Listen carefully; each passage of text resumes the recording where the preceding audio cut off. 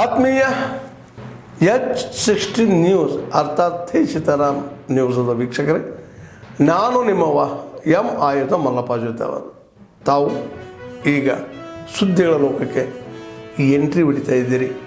ಈ ಸುದ್ದಿಗಳನ್ನು ಪ್ರತಿಯೊಂದು ನೋಡೋ ಜೊತೆಗೆ ನಿಮ್ಮ ಅಭಿಪ್ರಾಯಗಳನ್ನು ಹಂಚ್ತಾ ಇರ್ರಿ. ಯಾಕಂದರೆ ಈ ಸುದ್ದಿಗಳು ನಿಮಗಾಗಿ, ನಿಮ್ಮ ಬದುಕಿಗಾಗಿ, ನಿಮ್ಮ ವೈಚಾರಿಕೆಗಾಗಿ, ನಿಮ್ಮ ತಿಳುವಳಿಕೆಗಾಗಿ ಅನ್ನೋದು ನಿಮಗೂ ಗೊತ್ತು. ಜೊತೆಗೆ ನಮಗೂ ನಿಮ್ಮೊಂದಿಗೆ ಇದೊಂದು ಮಾತಾಡುವಂಥ ಜೊತೆಗೆ ಸುದ್ದಿಗಳನ್ನು ಬಿಡುವಂಥ ಕೆಲಸ.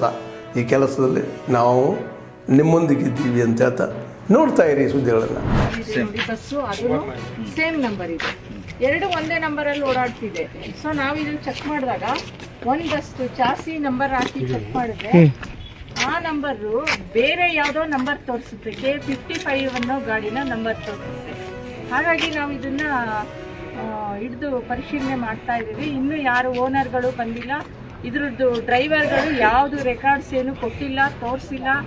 ಗಾಡಿ ಬಿಟ್ಟರು ಓಡೋದ್ರು, ಸೈನ್ ಕೂಡ ಮಾಡಿಲ್ಲ. Rejected to sign in the check report. So ನಾವು ಅದನ್ನು ಇವಾಗ ಓನರ್ಗೆ ನೋಟಿಸ್ ಕೊಡ್ತೀವಿ.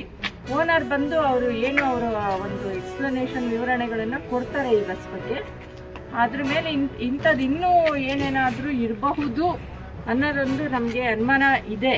ಸೊ ಅದನ್ನು ನಾವು ವಾಚ್ ಮಾಡ್ತಾ ಇದ್ದೀವಿ.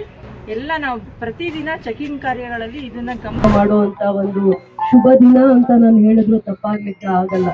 ನಾನು ಈ 5 ದಿನ ಸೆಷನ್ಗೆ ಹೋಗ್ಬಿಟ್ಟು ಬರೋ ಅಷ್ಟರಲ್ಲಿ ಶೂನ್ಯ ಮಾಸ ಬರುತ್ತೆ ಅಂತ ಇವ್ರು ಹೇಳಿ ನನಗೆ ನನ್ನ ಮನಸ್ಸಲ್ಲಿ ಅದು ಕುತ್ಕೊಂಡಿದ್ರಿಂದ ಇವತ್ತನ್ನ ಬಹಳ ಗಡಿಬಿಡಿಯಾಗಿ ನಾವು ಇದನ್ನೆಲ್ಲ ನಾವು ಲೋಕಾರ್ಪಣೆ ಮಾಡ್ತಾ ಇರೋದು ಇವತ್ತಲ್ಲ. ಇವತ್ತು ಭೂಮಿ ಪೂಜೆಗೆ ಒಳ್ಳೆ ದಿನ ಅಂತ ಹೇಳಿದ್ರು. ಅಂಬೇಡ್ಕರ್ ಅವರು ತಮ್ಮ ಜೀವನದ ಕೊನೆ ಹಂತದಲ್ಲಿ ಬುದ್ಧನನ್ನ ಆರಾಧಿಸಿ ಬುದ್ಧನ ದಾರಿಯಲ್ಲಿ ನಡೆದಿದ್ರಿಂದ ನಾವು ಅವರ ಹೆಜ್ಜೆಯ ನೆನಪು ಅಂದ್ರೆ KGFಗೆ ಅಂಬೇಡ್ಕರ್ ಅವರು 1965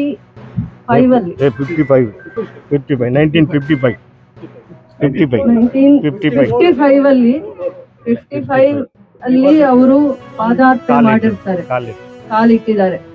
ಅವರ ನೆನಪನ್ನ ಯಾವ ರೀತಿ ಉಳಿಸ್ಬೇಕು, ಅವರ ನೆನಪನ್ನ ಎಷ್ಟು ವೈಭವೀಕರಿಸಬೇಕು ಅನ್ನುವಂತ ಒಂದು ಆಲೋಚನೆ ಬಂದಾಗ KGF ಕ್ಷೇತ್ರಕ್ಕೆ, ಇಡೀ KGF ಕ್ಷೇತ್ರಕ್ಕೆ ಒಂದು ಜ್ಞಾನ ಭಂಡಾರದ ಅವಶ್ಯಕತೆ ಇತ್ತು. ಜ್ಞಾನ ಭಂಡಾರ ಮತ್ತೆ ಧ್ಯಾನ ಮಂದಿರ ಎರಡನ್ನೂ ಕೂಡ ಮಾಡುವಂತ ಒಂದು ಸಂಕಲ್ಪ ಮಾಡ್ತೀವಿ. ಬಹಳ ವರ್ಷಗಳ ಕನಸು, ಬಹಳ ಜನ ಅಧಿಕಾರಿಗಳ ಪರಿಶ್ರಮ. ಅದಾದ್ಮೇಲೆ ಅಂಬೇಡ್ಕರ್ ಅವರು ತಮ್ಮ ಜೀವಿತ ಅಲ್ಲೇ ಮಾಡಬೇಕು ಅಂದ್ಕೊಂಡಿದ್ದೀವಿ. ರಾಜ್ಯದ ಕಾಂಗ್ರೆಸ್ ಸರ್ಕಾರದ ಮುಖ್ಯಮಂತ್ರಿಗಳು ಇಲ್ಲಿ ಕೋಲಾರ MBK ಗೋಲ್ಡನ್ ಡೈರಿ ಮತ್ತು ಸೋಲಾರ್ ಪ್ಲಾಂಟ್ ಉದ್ಘಾಟನೆ ಮಾಡ್ತಾರೆ. ಮುಖ್ಯಮಂತ್ರಿ ಸಿದ್ದರಾಮಯ್ಯ ಮಾಡಬಹುದು. ನಾನು ಹೆಂಗೆ ಹೇಳಿ, ನಮಗೆ ಹೈಕಮಾಂಡ್ ಇದೆ. ನಮ್ಮಲ್ಲಿ ಯಾರು ಕೂಡ MLAಗಳು ಮಾತಾಡಬಾರದು ಅಂತೇಳಿ ನಮ್ಮ ಹೈಕಮಾಂಡು ನಮಗೆ ಆದೇಶ ಮಾಡಿದೆ. ನಾವು ಯಾವುದೇ ಕಾರಣಕ್ಕೂ ಮಾಡಲ್ಲ, ಮಾತಾಡಬಾರ್ದು. ಮಾತಾಡಿರೋರು ಕೂಡ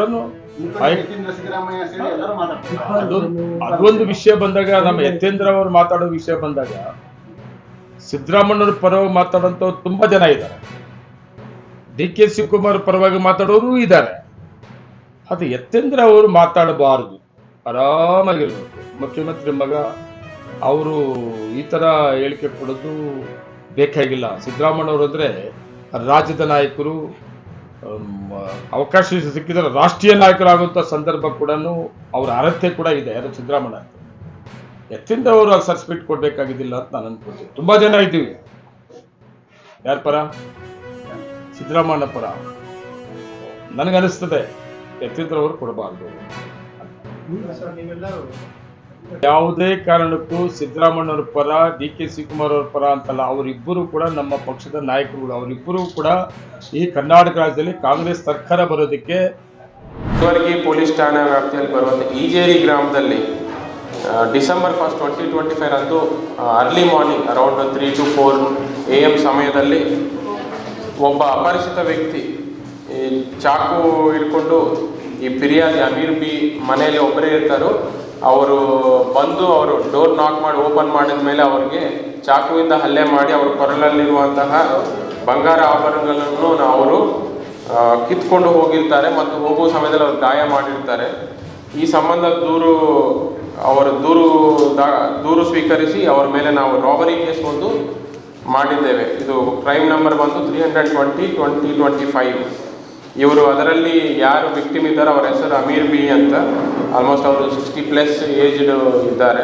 ಅವ್ರ ಮಕ್ಕಳು ಹೈದರಾಬಾದಲ್ಲಿ ಇರ್ತಾರೆ, ಬಟ್ ಇವರೊಬ್ಬರೇ ಮನೆಯಲ್ಲಿ ಒಬ್ಬರೇ ಇರ್ತಾರೆ. ನಾವು ಇವರ ಆರೋಪಿನ ಪತ್ತೆ ಕುರಿತು ನಮ್ಮ DYSP ರೂರಲ್ ಲೋಕೇಶ್ವರಪ್ಪ ಅವರ ನೇತೃತ್ವದಲ್ಲಿ CPI ಜೀವರ್ಗಿ ಮತ್ತು PSI ಕಲಾವತಿ ಮತ್ತು ಗಜಾನನ್ ಮತ್ತು ಅವರ ಟೀಮ್ ಆಗಿರುವಂತಹ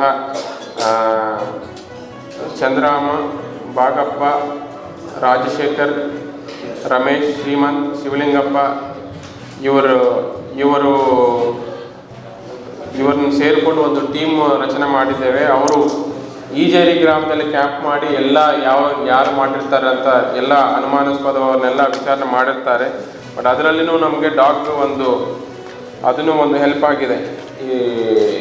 ಇದು ಇನಿಷಿಯಲ್ ಆಗಿ ಸೀನ್ ಆಫ್ ಕ್ರೈಮ್ ವಿಸಿಟ್ ಮಾಡಿದಾಗ ಡಾಗ್ ಈ ಆರೋಪಿ ಮನೆ ಕಡೆ ಹೋಗುತ್ತೆ. ಸೊ ಅದರಿಂದ ಅವ್ರನ್ನೂ ನಾವು ಒಂದು ಸಸ್ಪೆಕ್ಟ್ ಮಾಡಿಕೊಂಡಿದ್ದೇವೆ.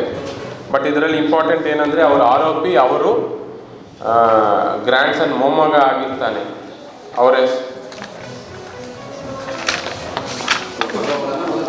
ಮೊಮ್ಮಗ ಇವರು ಬಿರಿಯಾನಿ ಬಂದು ವಿಕ್ಟಿಮ್ ಬಂದು ಅಮೀರ್ ಬಿ ಅಂತ, ಅವರ ದೂರದ ರಿಲೇಷನ್ ಯೂನಸ್ ಅಂತ ಇಲ್ಲ ಅಂದರೆ. ಆದ್ಮೇಲೆ ಎಲ್ಲ ಸುದ್ದಿಗಳನ್ನು ನೋಡಿದ್ರಲ್ಲ, ಏನು ಅನಿಸ್ತು ನಿಮಗೆ? ಇದರಲ್ಲೇ ನಿಮ್ಗೆ ಲೈಕ್ ಆಗಿರ್ಬೋದು, ಡಿಸ್ಲೈಕು ಆಗಿರ್ಬೋದು, ಕಾಮೆಂಟ್ ಬೇಡಪ್ಪ ಅಂತೂ ಅನಿಸಿರ್ಬೋದು, ಕಾಮೆಂಟ್ ಮಾಡಬೇಕಪ್ಪ ಅನಿಸ್ಬೋದು, ಶೇರ್ ಮಾಡಬಾರ್ದಪ್ಪ ಅನಿಸಿರ್ಬೋದು, ಅದು ಮಾಡಬೇಕು ಅನಿಸಿರ್ಬೋದು. ಏನಾದರೂ ಆಗಲಿ ಶೇರ್ ಮಾಡ್ತಾಯಿರಿ, ಈ ನ್ಯೂಸ್ಗಳನ್ನ ಹಂಚ್ತಾ ಇರಿ, ಜೊತೆಗೆ ಇದಕ್ಕೆ ಸಬ್ಸ್ಕ್ರೈಬ್ ಆಗ್ತಾಯಿರಿ ಅಂತ ಹೇಳ್ತಾ H16 ನ್ಯೂಸ್ ಅರ್ಥಾತ್ ಹೇ ಸೀತಾರಾಮ್, ಇದು ಸತ್ಯದ ಕೈಗೆ ನಡಿ. ವಂದನೆಗಳು.